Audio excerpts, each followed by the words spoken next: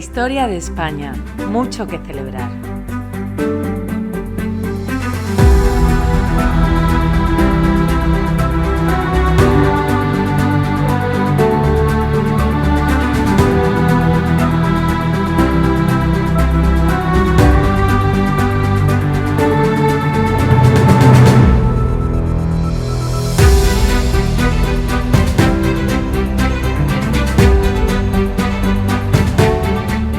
Buenas, ¿qué tal estáis?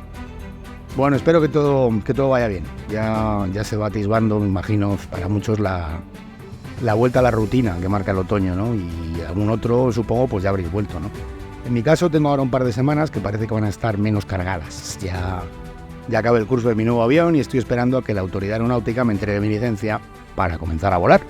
Al principio ya os dije, bajo supervisión. Así que bueno, hoy os traigo otra de estas tapas, otro de estos audios en formato corto. Voy a hablar de los juicios de residencia, algo que creo que es muy interesante, ya lo veréis. Pero antes de hablaros de esos juicios de residencia, específicamente, dejadme que os centre el asunto y os lo ponga un poco en contexto.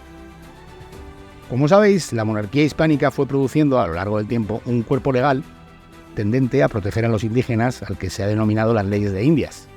Estas leyes, entre otras cosas, otorgaban a los pobladores de los territorios conquistados un estatus jurídico idéntico al de los pobladores de la España europea. Les protegían contra abusos, regulaban su régimen de trabajo desde una perspectiva proteccionista, o les dotaban de derechos tales como la propiedad sobre la tierra que habitaban, sí, a grandes rasgos, ¿no? Son, ya os lo he dicho en alguna ocasión, un hito histórico en el sentido de que constituyen la primera, y quizás la única vez en la historia, en la que un imperio dicta leyes que protegen a los conquistados y los igualan a los conquistadores. La comunidad de leyenda negrista prefiere ignorar la existencia de estas leyes de Indias, ¿no? Y cuando alguien se las cita o les habla de ellas para rebatir sus tesis, lo que suele hacerse por su parte es decir que aquellas leyes eran una especie de brindis al sol, que nunca se cumplían. A ver, el argumento es un poco flojo, en mi opinión, ¿no? Porque leyes existen desde tiempo inmemorial en todas partes del mundo, ¿no?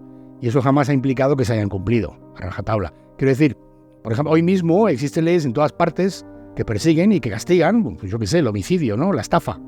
Y no por ello dejan de producirse todos los días homicidios y estafas.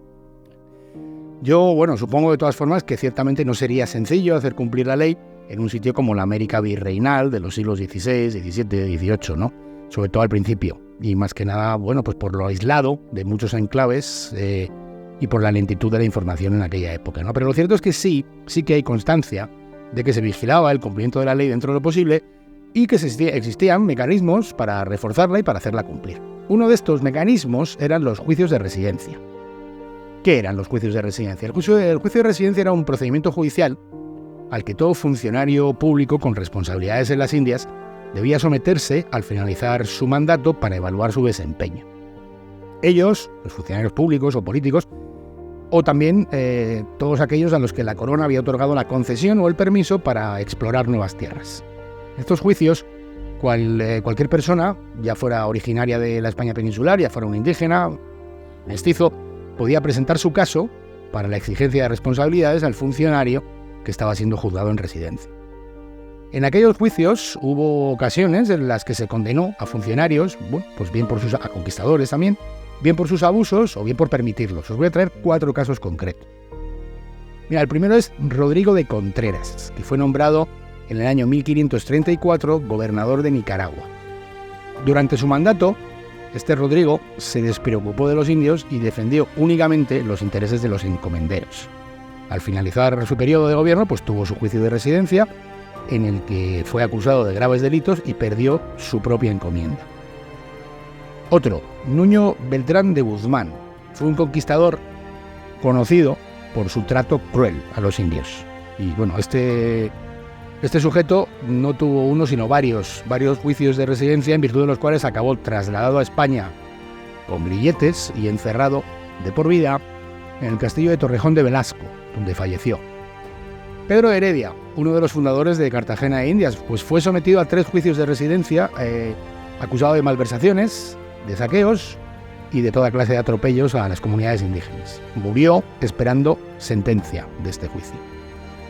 Lope de Aguirre. Lope de Aguirre es quizá el arquetipo del conquistador español cruel y despiadado en el que se basa la imagen que se nos proyecta desde la leyenda negra, ¿no? A Lope de Aguirre se le juzgó y se le condenó en residencia después de muerto. De tal calibre eran los delitos que había cometido, ¿no? ¿Y por qué después de muerto? Pues bueno, pues porque fueron sus propios soldados los que acabaron con su vida, ya que al parecer ejercía su brutalidad con todo el mundo, incluidos los suyos. De hecho, mató a su hija, mató a su propia hija para evitar que la violaran los que le perseguían a él para capturarlo y juzgarlo. Sobre Lope de Aguirre, de hecho, hay una película del año 1975 en la que se retrata su carácter vandálico y feroz. Se llama Aguirre, la cólera de Dios. Y bueno, es un ejemplo más de cómo el cine ha contribuido a crear la imagen negro legendaria de la conquista de América, ¿no? A ver, la conquista de América, como toda conquista, contiene episodios de crueldades, de abusos y de brutalidad. Esto es así desde que hay conquistas.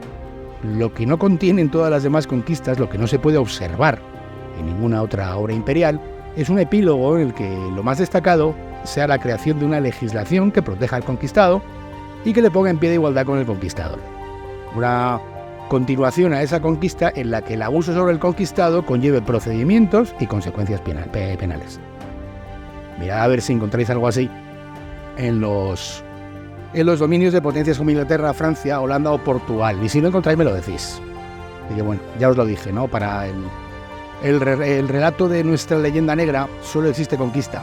Para ellos, casi 3 siglos y medio de historia, pues se resumen en los 40 o 50 que duró la conquista. Todo lo que vino después se obvia.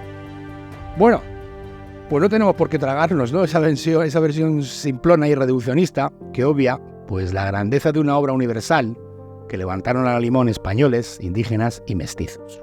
Una obra que en lo relativo a cosas como esta, entre otras muchas, el mundo nunca había visto.